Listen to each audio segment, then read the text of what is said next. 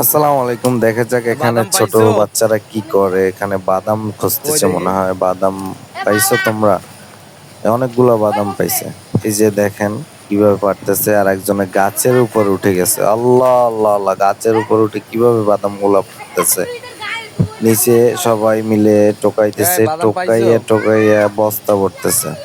এই যে দেখেন এক বস্তা বাদাম পাইছে। ওই একজন হাতে এক ব্যাগ, এই একজন কত সুন্দর করে শৈশব কাটাচ্ছে। এরা জানে না এদের জীবনটা কত সুন্দর করে কাটাচ্ছে। তোমরা ভাই বড় হইও না, ছোট থাকো। দোয়া করি তোমাদের জীবনটা সারা জীবন সুখের হোক। দেখেন কোথায় উঠে গেছে, গাছের মাথায়। ভাই সাবধানে পড়িস না, পড়িস না। কিভাবে গাছের মাথায় উঠছে। বাদাম গাছের ডাল নরম কিন্তু, পড়ে যাস না ভাই। দেখেন কতগুলা বাদাম নিছে। ছোট্টবেলার জীবন আসলেই অনেক সুন্দর।